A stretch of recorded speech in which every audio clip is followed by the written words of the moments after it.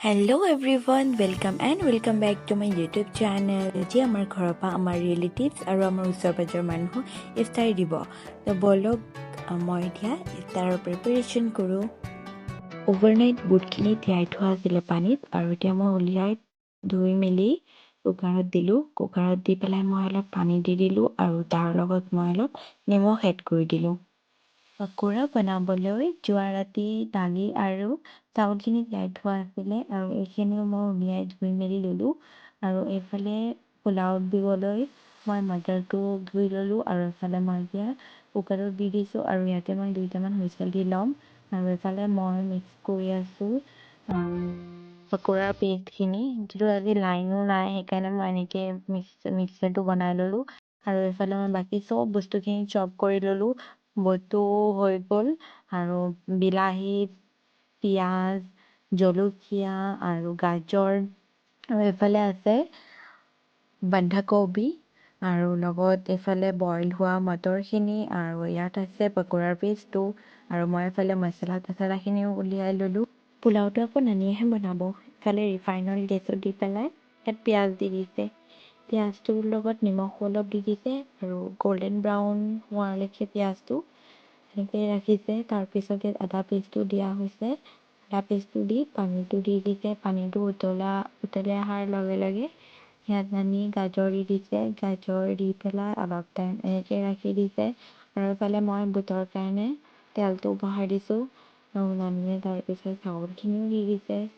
চাউলখিনি দিয়াৰ পিছত অলপ টাইম এনেকৈ ৰাখি দিছে, আৰু তাৰপিছতে ইয়াত এড কৰিব বইল কৰি ৰখা মটৰখিনি।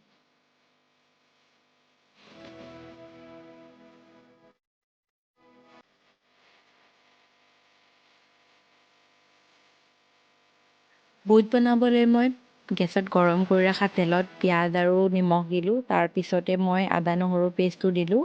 আদা নহৰু পেষ্টটো দিয়াৰ পিছতে মই ইয়াত হালধি গুড়ি, জলকীয়া গুড়ি, জিৰা গুড়ি আৰু গৰম মছলা এড কৰিম। আৰু এয়া এড কৰাৰ পিছত মই আকৌ ইয়াত বিলাহী আৰু জলকীয়া এড কৰিম।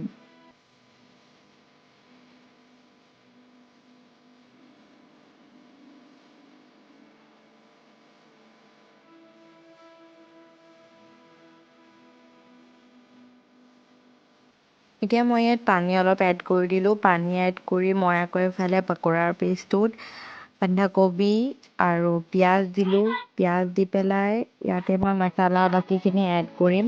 মছলাত মই হালধি গুড়ি, জিৰা গুড়ি আৰু জলকীয়া গুড়ি এড কৰিম।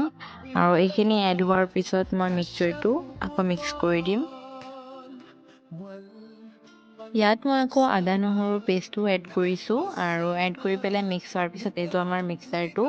আৰু এইফালে বুটৰ পানীটো গৰম হ'ল।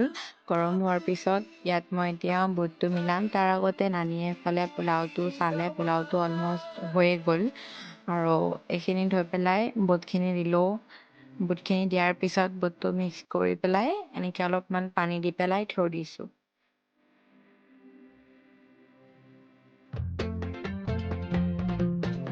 পোলাওটো আমাৰ ৰেডি হৈ গ'ল, আৰু খাবলৈও খুবেই টেষ্টি হৈছিলে পোলাওটো। আপোনালোকে কমেণ্ট কৰি জনাব দেই পোলাওটো কেনেকুৱা পাইছে। আৰু এফালে এতিয়া পকৰীটো বনাব লৈছোঁ। মিক্সচাৰটো ওলাই লৈছোঁ, আৰু গেছত তেলটো গৰম কৰিব দিছোঁ। গেছত তেলটো গৰম হোৱাৰ লগে লগে এফালে মই এটা এটাকৈ পকৰীৰ পেষ্টটো দি গৈ আছোঁ।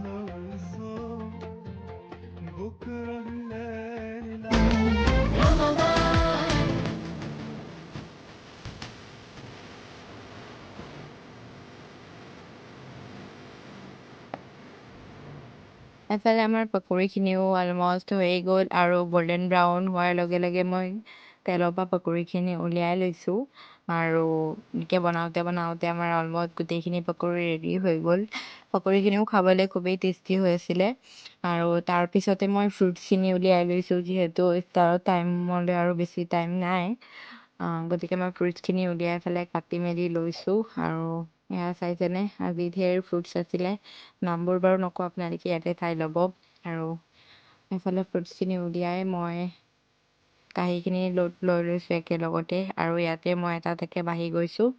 আৰু এইফালে চাইছেনে, এতিয়ালৈকে দি আছোঁ মই বাঢ়ি দি আছোঁ আৰু এফালে ভণ্টিহঁতে নি পেলাই মানুহৰ ঘৰতো দি আহি আছিলে আৰু দূৰত যাৰ ঘৰত দিয়া আছিলে সিহঁতৰ টিফিনত দিয়া আছিলে সেইখিনি আৰু ফটো উঠাব নোৱাৰিলোঁ। তাৰপাছত এইফালে মই চালাড বনালোঁ আৰু আজি আমাৰ ঘৰত আমাৰ মামাহঁতৰো দাৱত আছিলে, তো চবেই একেলগে তাৰ এনেকৈ খালোঁ আজি আমি। গতিকে আজিলৈ আহিছোঁ। যদি ভিডিঅ'টো ভাল পাইছে তেন্তে লাইক কমেণ্ট আৰু শ্বেয়াৰ কৰিব আৰু চেনেলটো ছাবস্ক্ৰাইব কৰিবলৈ পাহৰি নাযাব দেই। বাই।